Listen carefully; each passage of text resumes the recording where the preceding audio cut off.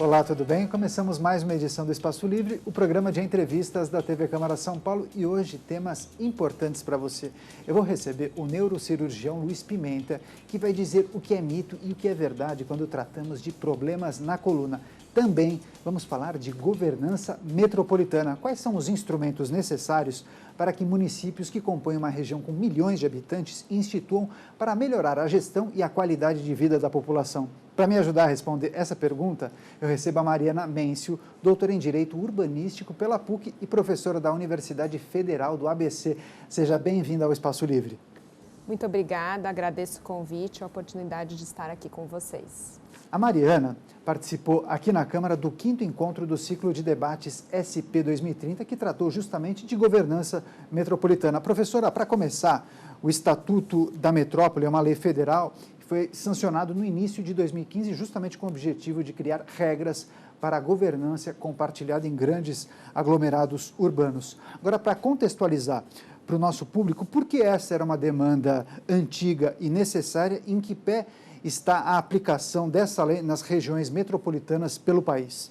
Bom, na realidade, o debate metropolitano, ele começa na década de 70, até mesmo anteriormente à Constituição de 88, onde nós tivemos a oportunidade de introduzir pela União uma série de regiões metropolitanas na década de 70, como eu havia dito. São Paulo, Belo Horizonte, Fortaleza, Recife, Salvador, Rio de Janeiro.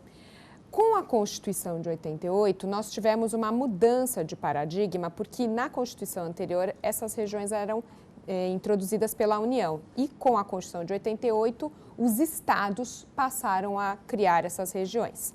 Ocorre que nós não tínhamos um instrumento em que os estados pudessem se pautar para saber quais os critérios que organizariam essa criação. Então, nós poderíamos ter no Brasil regiões muito díspares, como, por exemplo, Salvador, os critérios que levaram a São Paulo, a região de Manaus, tem uma certa diferença em vista de um país com essa dimensão continental. E o que baseava eram leis estaduais. No entanto, com a introdução do Estatuto da Metrópole, que eu ressalto que, de certa forma, existia uma tramitação desde o ano de 2004, mas quando ele entrou em vigor foi uma certa surpresa, porque existiu aí um pequeno descompasso em termos de mobilização social, mas, enfim, ele foi elaborado e publicado o ano passado. Nós tivemos uma possibilidade de fazer com que a União, dentro da sua competência para instituir diretrizes para o direito urbanístico e de desenvolvimento urbano, pudesse fornecer aos estados um instrumento com diretrizes gerais para a criação dessas regiões. É nesse sentido que nós temos esse papel do Estatuto da Metrópole. E um dos princípios da governança compartilhada trata do desenvolvimento sustentável e também da compensação ambiental. Professora, por qual razão as questões que envolvem meio ambiente e sustentabilidade são tão importantes dentro desse cenário? Na realidade, se a gente for pensar aqui do ponto de vista jurídico, meio ambiente é um assunto tratado na Constituição de competência comum a todos os entes federados. E bem por isso, na realidade, nós teremos que também exercer esta oportunidade da gestão compartilhada entre os estados e os municípios integrantes nas demandas que tenham esse respaldo. Saneamento básico, por exemplo, é um assunto que tem essa repercussão. Política Nacional de Resíduos Sólidos tem uma dimensão metropolitana. A própria questão que foi mencionada pelo Bresciani no nosso evento anterior sobre as mudanças climáticas, nós também temos uma perspectiva que pode ser relacionada à instância metropolitana. Então, é por essa razão, do ponto de vista jurídico, que o meio ambiente também pode ser tratado nessa perspectiva.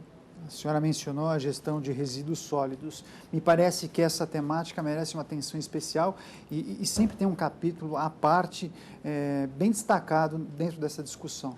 Como que as cidades têm tratado desses assuntos no ambiente metropolitano? Certo, porque na realidade a Política Nacional de Resíduos Sólidos, ela também é uma lei que foi elaborada e publicada no ano de 2010. E nesse sentido, nós tivemos a possibilidade de termos uma série de planos nacionais, planos metropolitanos, planos de consórcio intermunicipal, planos locais, planos municipais. Então, na própria elaboração da lei, nós já temos capítulos que tratam a respeito de várias tipologias de planos. Neste caso, nós também temos a possibilidade de fazer como instrumento uma elaboração em nível metropolitano e também em termos de consórcio. Se nós optarmos, por exemplo, pelo consórcio, existe na Lei de Resíduos Sólidos um mecanismo que, inclusive, incentiva os municípios a criarem consórcios para a gestão de resíduos sólidos, beneficiando, inclusive, na prioridade de acesso a recursos. O consórcio do ABC, tratando agora com o Plano Regional de Desenvolvimento, tem adotado essa possibilidade. Outros municípios, por exemplo, no Rio de Janeiro nós tivemos experiências de consórcio nesta área, na região de Teresópolis. Nós tivemos em Belo Horizonte também essa experiência. Então, eu vejo até estimulado pela Lei de Resíduos Sólidos esta possibilidade, além de trabalharmos na perspectiva do plano metropolitano. Agora, não vou me restringir à questão de resíduos sólidos, mas eu vou amplificar um pouco a minha pergunta.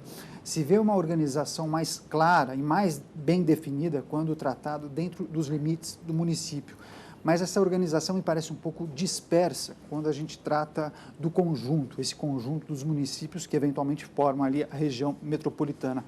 A possível criação do plano diretor metropolitano que envolveria todas as cidades da Grande São Paulo, a senhora entende que é um passo importante para melhorar o funcionamento da metrópole? Sim, é um passo importante. Também foi papel do Estatuto da Metrópole a obrigatoriedade de um plano metropolitano, porque até então, do ponto de vista jurídico, nós não trabalhávamos com essa dimensão, na perspectiva de articular assuntos que podem ser relacionados e governados de forma comum entre o Estado e o município.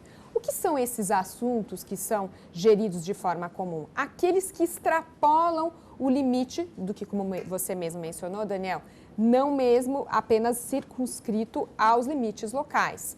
Por exemplo, saneamento, mobilidade. Eu digo mobilidade porque é muito mais além do que o transporte, porque as pessoas sentem sempre a ideia de transporte em termos de ônibus, trem, mas também as alternativas de mobilidade que vêm nesse sentido, que podem fazer com que um munícipe que se desloque de Poá possa vir estudar na região da UFABC, por exemplo, em São Bernardo. Ele trabalha uma questão metropolitana, porque nós temos o quê? Uma dimensão muito maior, fazendo com que existam essas trocas. Inclusive a questão do aeroporto, que foi mencionado na época da Copa, né? Isso, monotrilho.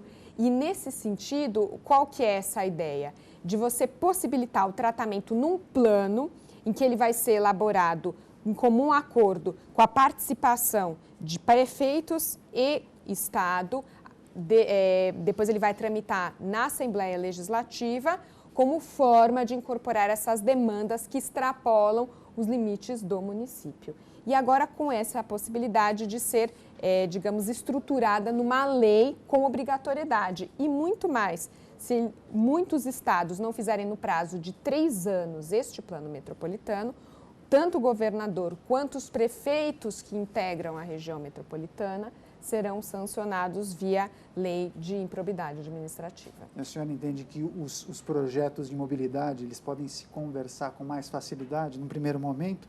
Ou não necessariamente? Quais são as áreas que é possível integrar com mais facilidade ou nos dispositivos legais? Olha, o que o conteúdo diz da lei do Estatuto da Metrópole para os planos, ele fala em mobilidade, ele fala em saneamento, fala até em perspectivas de desenvolvimento regional, do ponto de vista econômico. Então, nesse caso, são os assuntos principais que a gente pode tratar via plano metropolitano. Mas por quê? Porque também a gente tem um limite que a Constituição assegura, porque eu não posso também criar demandas que os entes federados não tenham competência para tratar. Então, alguns podem achar, mas mais um plano não se resolve absolutamente nada. Sim, porque nós temos limites jurídicos que acabam condicionando esse papel. Então, eu tenho que observar muito bem, por exemplo, como foi tratado certos casos, como o uso do solo. Eu não posso resolver todos os problemas de aprovação de condomínio e loteamento se efetivamente eu tenho uma competência do município para tratar do assunto. Ele precisa estar numa escala metropolitana para o Estado fixar diretrizes para o município efetivamente tratar do assunto, porque a Constituição diz que é competência dele. Então, eu tenho que tomar um pouquinho de cuidado, eventualmente, com essa demanda, expectativa, como cidadã, porque também sou, para que a gente não extrapole os limites que a Constituição delimita. Eu até ia perguntar, como integrar outras peças técnicas, como, por exemplo, o plano diretor estratégico, dentro de uma organização maior, como o plano diretor metropolitano? Talvez um desafio aí, não? Grande desafio. E eu digo mais para você, não só os dois, porque efetivamente o eu peguei estatuto, isso como exemplo, claro. Você foi muito claro, porque o Estatuto da Metrópole, ele traz esse dispositivo, que os planos metropolitanos devem se articular com os planos diretores de cada um dos, por exemplo, na região metropolitana de São Paulo, 39 municípios. Veja que este seria um pequeno desafio. E eu vou mais além. Além destes planos, nós temos, por exemplo, na questão dos resíduos sólidos, planos de resíduos sólidos municipais, planos metropolitanos, planos de consórcio, e só no resíduo sólido, e os de mobilidade. Então, eu acho que muito além dessa dimensão, a gente tem um grande desafio de articular vários planos que o ordenamento jurídico determina para que a gente possa efetivamente melhorar a qualidade de vida nas cidades. Professora Mariana Mencio, como o cidadão deve e pode participar dessa gestão? Existe algum dispositivo que permita a participação do munícipe? Sim, e isso é fundamental no Estado democrático de direito que nós vivenciamos no momento de hoje. Por quê? Porque além das possibilidades no Conselho de Desenvolvimento, que é justamente o órgão que funciona junto ao Estado, que articula a participação do Estado e dos municípios, a própria representatividade da sociedade civil. Além disso, a possibilidade de audiências públicas. Durante o processo de tramitação do próprio plano metropolitano e nas demandas com outros instrumentos, porque a gente só está pensando aqui que o único instrumento para tratar da questão metropolitana é o plano, mas nós temos outras questões, operações urbanas interfederativas, instrumentos de compensação ambiental, parcerias público-privadas, tudo isso pode ser monitorado via audiências públicas.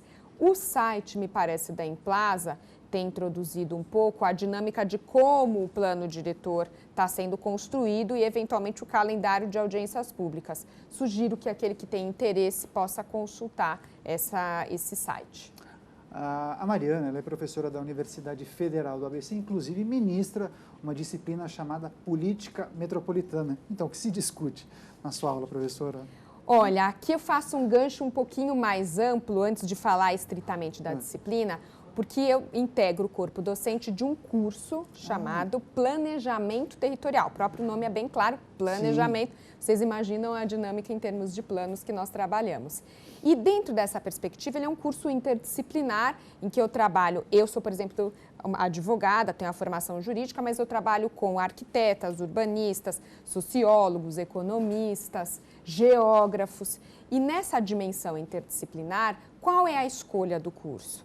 Em que a gente possa articular as políticas, as questões de georreferenciamento, tudo aquilo que lide com o impacto do território nas escalas urbana, rural, local, metropolitana, regional e nacional. Por conta da escala metropolitana, no momento em que eu trago a dimensão do território, nós temos uma disciplina que trabalha o seu aspecto teórico, que é a política metropolitana, e temos também uma disciplina que trabalha o seu aspecto prático, que é a oficina metropolitana. Então, nesse sentido, eu tenho, inclusive, o prazer e a satisfação de trabalhar com professores, por exemplo, a professora Silvana Zioni, que é arquiteta urbanista, especialista na área de mobilidade, professor Jerum Klein, economista, que nós ministramos conjuntamente essa disciplina, dentre elas com o tema Estatuto da Metrópole. Professora, a gente está chegando ao final da nossa entrevista, mas ainda dá tempo, em um minuto, a senhora dizer o que é mais urgente, mais essencial quando a gente fala de governança metropolitana. Eu acho que é um pacto que os prefeitos e o governador do estado devem fazer, que de agora em diante, tudo aquilo que extrapole o interesse local, eles precisam, independentemente de filiação partidária, projeto político, trabalhar de forma compartilhada. Nós não vamos avançar nesta governança se trabalharmos apenas em termos de autonomia política diferenciada e apartada dos entes. Eles precisam superar esse dilema e trabalhar em conjunto. Esse é o grande desafio. Importante entrevista para saber quais são os desafios para tornar a governança metropolitana mais eficiente. Professora, quem quiser continuar esse bate-papo, tem um e-mail para compartilhar com a gente? Sim, com prazer. Eu sou professora da Universidade Federal do ABC, então pode entrar em contato no e-mail institucional mariana.mencio@ufabc.edu.br. Eu entrevistei a Mariana Mencio, doutora em Direito Urbanístico pela PUC e professora da Universidade Federal do ABC. Muito obrigado pela entrevista e volte mais vezes ao Espaço Livre. Muito obrigada, agradeço a oportunidade. Bem, vamos fazer um rápido intervalo no Espaço Livre. Daqui a pouco eu recebo o neurocirurgião Luiz Pimenta, que vai nos falar o que é mito e o que é verdade quando tratamos de problemas na coluna. O Espaço Livre volta já.